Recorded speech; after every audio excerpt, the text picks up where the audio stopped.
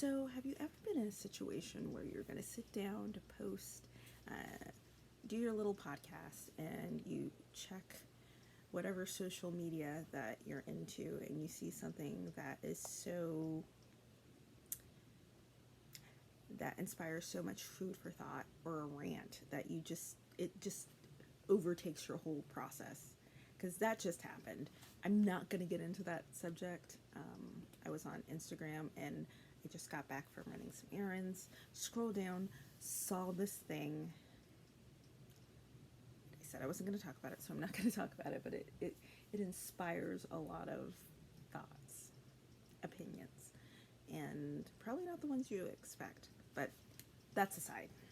Let's get into what's going on today. We're going to talk about, we have our segments, Fiber-Ati, where we talk about Fiberist and fiber things that get me pumped. Then we're going to talk about the fibering, which is the things we've completed, the things we have in work, and the things that we're going to work on.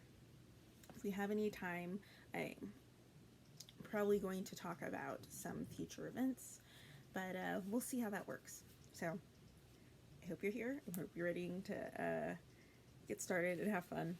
Let's do that. Let's start with the Fiber-Ati. So I have three things on my list for today. First of all, I have a store. Amazing Yarns is a shop in Redwood City, I think. It's nestled in a tiny community. It's probably the only yarn shop I've found out here in the Bay Area that's in a residential community. And it's like a 3-story log cabin style home. It's beautiful. The proprietor is amazing and super friendly. The yarns are very bespoke and custom and hard to find. I found some old, what was that yarn? A long time ago, there was a yarn called Great Northern Yarns, and they specialized in a mink cashmere blend, among other things. So they have some of that.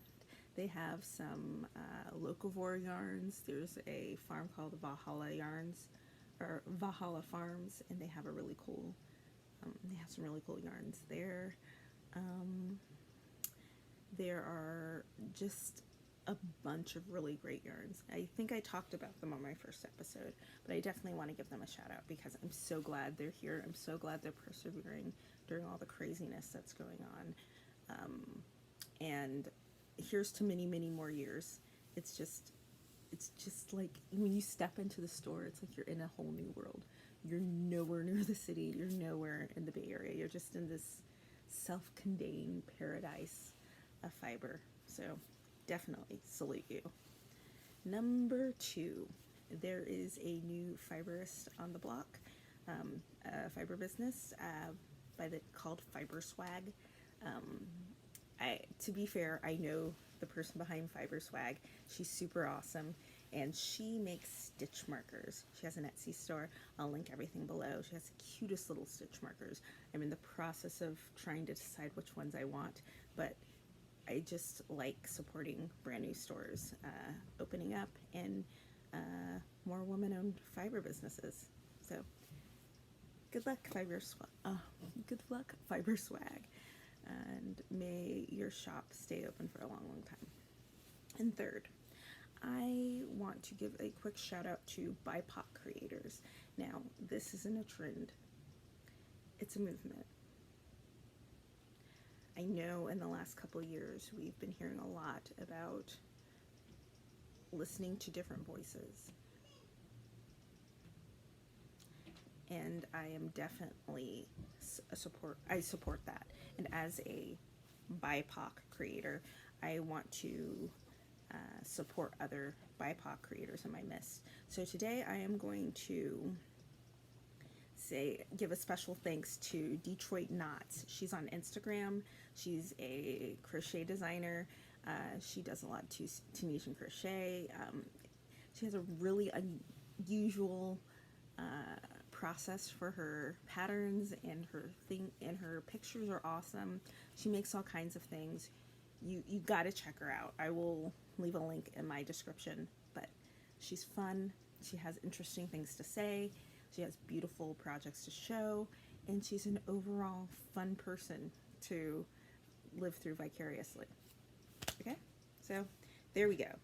Let's get on to the fibering. Alrighty, let's talk about things that got completed. I will start with my favorite finished object first. So I know last week I talked about a movement, community organization, grassroots organization called Empower People, and I think it's headed by Lady Dye Yarns, Casapinka, who is a fibery designer, and some other fiberists came together and are really trying to push the idea that you need to get out there, consider your priorities in the things that are important to you, and encourage other people to do the same, and vote. So all of those things are part of it. And the way they decided to get the word out is to make purple bandanas. So I made one, I showed you last week, the one I made, and I love it. It's great. I wore it this morning when I went out to run some errands. But I decided I needed something else. But this is definitely less scarfy and more, well, I guess it's kind of scarfy, shawly, wrappy. So I found some yarn in my stash, and I was like, ooh, that would be absolutely perfect. So let me show you what I came up with. So, yes, this needs to be washed. So it starts way over here, and it grows until it hits the apex, and then it decreases on the other edge. And I love it. It's great. It's super, super warm. It's giant. It's giant. It's really cool. And it's super warm. The yarn is, I don't think they make it anymore, but it is Woolen the Gang's Cuddle Me Softly. And it's a polyester acrylic blend. I think it's 200 grams, 87 yards. So I am down with this. I think it's great. I am not a yarn snob. I found this yarn at Joann's. I think there was a collaboration. And so, yeah, that's what I got out of it. Love it. Super cool. I can't wait to wash and block it. This one just makes my heart sing because it's so friendly. And it's a piece of, it's a piece that I can wear outside of the voting, kind of after the voting has happened. It's just a nice basic to have in my closet. So easy to wash. I'm pretty sure I can machine wash it, but I'm going to hand wash it and see, or steam block it. We'll see, to get some life in this yarn, because I used a 15 millimeter Tunisian hook, which is huge, but I think it may have been not big enough. Though honestly, it may just be the way it comes out before you wash it and block it. So, you'll be seeing this around my neck at some point on the regular. So, there's that. And my second completed object is I'm considering it complete because I'm not sure if I'm going to add anything to it or not. So for now, it's complete. So this is a little piece called Chalkboard, and it's just a little neck warmer, simple, in the same vein for the Empower People wraps. It's just something really simple, really easy. It could be great for my hair, I think. It would probably be more interesting in my not fuzzy state, but no, I could totally wear that. I like that. Anyway, so it's just a simple little strip of fabric that can be a neck warmer or a hair wrap or just about anything. I have, the yarn is really fun. The yarn is from one of my favorite BIPOC fiberists, Qing fiber. This is not the new paper. This is from like a while ago. This is her melted Suri, if you've seen any of Stephen West patterns, you will see that this makes a big appearance. It's a Suri, merino, and silk blend. It's 175 meters, which is about 190 yards per 50 grams. And yeah, 190 or so.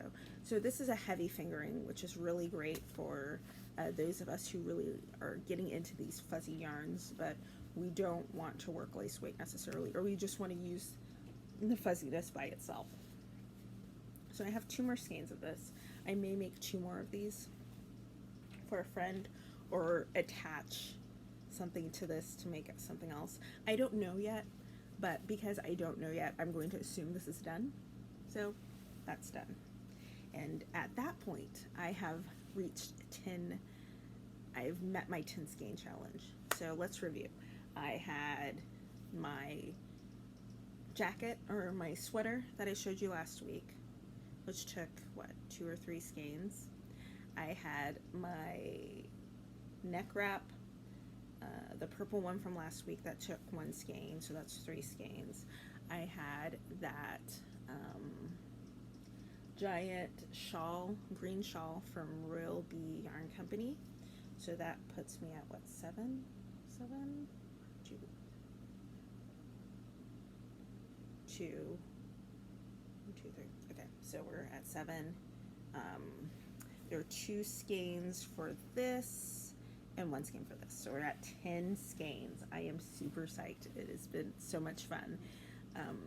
I am going to defer discussion on what skein of yarn I will be choosing for my prize and get back to work, because I have other stuff. This has really just lit a fire under me, and now I want to make all kinds of things. So I will probably be working in the 10 skein challenge again, and I'll keep you guys updated. Alrighty, so let's talk about what I'm working on now. Let me grab one thing so I can discuss it in context. So, this year I made a sweater. Now, this sweater was based on another sweater. Sorry, I had some delicious fiber in my teeth. Yay. So, this year I made a sweater that was based on an idea I had had for a really long time. And it was, I want something that functions kind of like a boxy. Now, boxy, if you don't know, is Joji Locatelli's really popular oversized box-like sweater. It's really cute. It's really happening. All the cool kids are doing it. I wanted to do it. I did not want to knit it. And it's not even that I can't at this point. It's more of a, why can't I do it in crochet? So I did some thinking, and one of the first things that made itself very obvious to me is that it needed to be a side-to-side sweater. But I wanted to make sure we had enough shaping and interesting things going on, so I wouldn't have this weird box, literal box, sitting on my body. That's not what anybody wants. So I went and I thought about it. I thought about it some more, and this is the first iteration of, well, this is actually, technically this is part 2. This is the second iteration, but for the purposes of this discussion, this is the first official iteration of the sweater, which I'm calling Anäis. So, as you can see, it's a chunky sweater. Really interesting shaping. I particularly love the sleeves. I don't know if you can see that. There's this really interesting chunky column braid that I put on the sweater, and I love that. As you can see, it's a badly pilling. It needs a pill. It needs a depiller, and so it's definitely an at-home sweater. But it's perfect when it's super cold. Like I said, I did this at the beginning of the year, so when I get up in the mornings and it's super cold, before I put on anything else, this goes over my head, and I can traipse off to get things done for the day. So I really like this, but there were several things I did not like. for one thing, you may be able to see it. This is see-through. I have to wear it with a either a black bra or something, or an undershirt, which is fine when it's cold.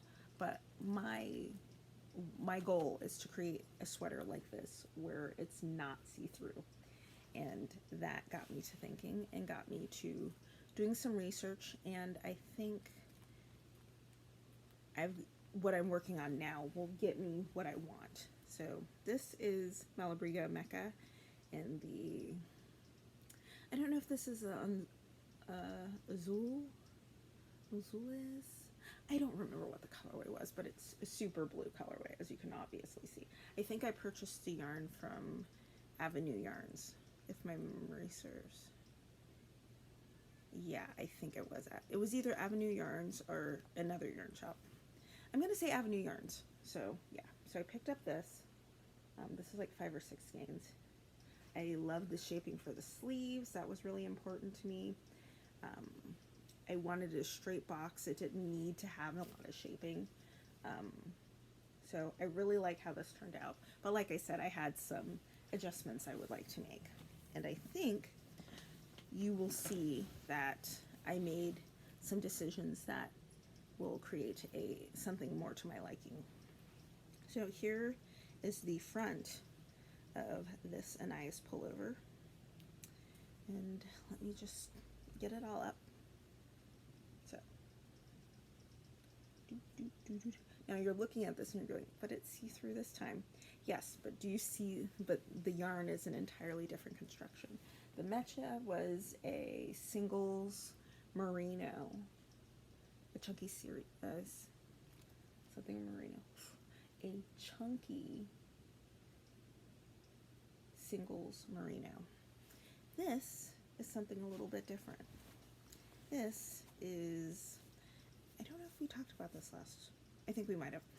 This is Nightshades, and the Cormo, and it's a Cormo wool blend. I think it's 85-15. The 15, I presume, is the regular wool that is has blue. I don't know how well you can see that, but yeah, it's dashboard. I have 4 skeins of it. I am breaking into my second skein. Today I will start on the back because yesterday I finished the front. And as you can see, you have this really fun cable that you saw on the other one.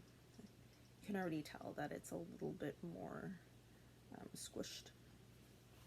And I'm really enjoying this. I've sat down and written out the front pattern, and last night I sat down and wrote the back, so I can probably power through that this week. And then I will just have sleeves to work on. So I'm super excited. I think there may be some sort of ribbing at the edges because I want to make sure I get length. The reason I wanted this to be a side-to-side sweater is because I knew I'd get the stretch I needed to accommodate all my 2,000 parts. So yeah, it doesn't, you're looking at it and you're like, ugh, it's just as open as the other one is. But this yarn, I know for a fact, because I have some projects out of this yarn does puff up. It's Cormo, so of course it is. So I'm working with a lot of oil and compactness in the wool as such. But once I wash and block this, it's going to firm up. A lot of the openness is going to be diffused, and then I will have the sweater of my dreams just as it starts to get toasty. Just as it starts to get super chill, and I am so looking forward to that. So that is that is, and it is living in one of my many Nataroo bags. Best bags ever. Just a short aside, I bike to my train station every day I go to work now, and this is a great bag to have on your bike. I think they call bike bags like panniers, something like that, but these would make great panniers, particularly the wax cotton ones that Matteroot does. So in fact, I'm going to see if I can get a deluxe. If she ever does deluxe ones, I am definitely signing up for a deluxe version of that, because that would be perfect for my bike riding. But yeah, that's living in this one. What are these? Willows? I don't know what these are, but yeah, super fun. All right, let's look at what's next. Oh, look, we're moving at a great clip. I dig it. My next project I'm working on is also, this was in a gifted Matteroot bag. I love her stuff. I think it's fantastic. I just do. Sorry, I love her work. I really do. Okay, so what I'm working on now, is it showing? Can I have anything to show you on this? Or did I just cast on? Yeah, I have the cast on at least. So I cast on, I wanted another fingering sweater. So this is just a cast on. Trying to remember what I was doing because I can't off the top of my head. But we're on a cast on. We're on the cast on, and you can see I'm using an alternative. This is a German twisted cast on that's been adapted for Tunisian crochet. I will put that closer so you can see how that's looking. I'm just looking for. I just want a pullover that fits all the things I need for my sweater. I'm looking forward to this. The yarn is Viv. Grab it. The yarn is Sunspots, and it's in the Viv sock, and the yarn dyer is a dear friend of mine, or a good friend of mine, Chase from the Black Squirrel. She is a fantastic dyer. She has a yarn shop here in the Bay Area. Buy local, but so if you're out here, you definitely should cut at, she's not open right now, but you should check out her store. She just had an update, and she had this incredible, she just came out, she just did yarn support for this beautiful pattern, and she has all these kits, and I saw the green one, and I'm like, it's not on my list right now. It's not in my budget right now, but I really, really want it. So maybe one day. But yeah, here we go. So that's what I'm working on. It didn't get very far, but because I've been pretty, I'm not even going to say I've been pretty monogamous, but the other things got done so quickly that I didn't get a chance to work on, or got done, I got so into them, I didn't get a chance to come back and work on this. So that's this may be my commuting project this week. We'll see. All right, what else is in here? Oh, okay, and I guess we can talk about some startups. So let's talk about the first one. So I am looking, I am looking for a long-term cozy sweater, much like the male sweater I showed you last week in the acrylic. What is that, Feel Like Butter? I've been wearing it. I love it. There's some things I'd like to tweak, and I would like the fabric to be a little more meaty, substantial. Polyester is good for a lot of things, and the kind of polyester that was really, really good for the sweater, to be honest.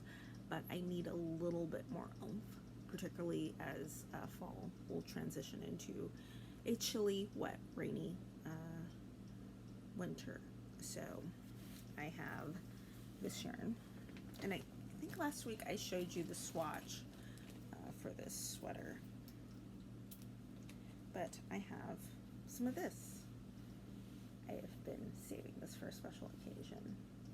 This is Yakpaca in the Going Gray colorway.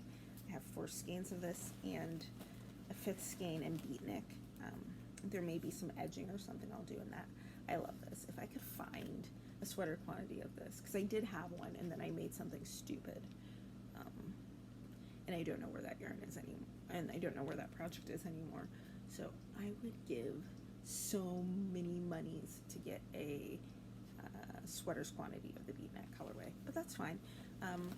Gray sweater, I want a gray cozy sweater for when I'm commuting, because the polyester one is good for some things, but if I need it something a little more dressy, a dressier iteration, I think this Yakpaca is great. I can't wait to work with it. It's going to be fun. Let's see. Let me check my notes and see if we've talked about everything, because if we have, oh my gosh, this is awesome. Actually, let's see. Oh, one more thing. So that is on the horizon. There's some other things that are on the horizon. You should watch this space. Probably in the next month or so, I will probably have some really fun news to share with you guys. One I can't talk about just yet. The other one is I'm going to start working on tutorials. So if you're into Tunisian crochet and you're looking for next steps, you've learned the basics and you're like, well, where do I go from here? I'm going to be exploring Tunisian crochet with you guys. I'm going to introduce you to some what I like to call rediscovered stitches, and we're just going to sit down and have a big old swatch party. I'm looking forward to that, and it's going to be a fun learning experience. My goal is to get you guys, to get interested folks into Tunisian crochet and to appreciate it for its own art and its own craft, and not just a messy blend of two different fiber crafts. So I guess that's everything. I feel like I should have been saying more things. Wait, no, I have one more thing. I'm sorry. This is what I get for not practicing writing out a script. Maybe that'll be a future issue. So the other thing that I wanted to work on, and maybe you guys can join me, I want to make more empowered scarves, shawls, neck warmers, things like that. I have a lot of purple yarn, and I will be very honest, purple is not my favorite color, and so part of me, the reason I want to do this is partly for selfish reasons, just to kind of clear my stash of the purple. Wow, I will have to go check and see what that is later. But the goal is to work on as many empower shawls, empower wraps, empower neck bands, neck scarves, empower bandanas, to give out to interested friends and use them as a talking point to get various people to think about the implications of elections. And for me, it's elections in general. I know a lot of people are talking about this specific election, and I will tell you quite honestly that my concern is more elections in general. We should all be involved. We should all have a say. We should all take the time, and I don't know if I said this at the beginning of the episode, but I'll say it again. We should take the time, figure out our priorities, match them with the community or the country at large,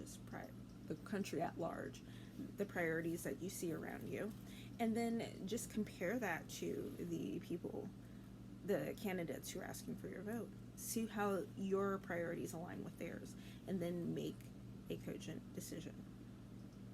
And that's all I'm going to say about that. I'm always pretty general. For the record, I'm an independent, so there you go. But I think we all need to sit down. We all have very busy lives. We all have a lot going on. And 2020 has been crazy in more than one way. But I think it would do all of us good to sit down and really consider the options before us so we can make an intelligent and well-framed decision that will help our country and move forward. And I think on that happy note, I will tell you all to hook on, and I will talk to you later. Bye.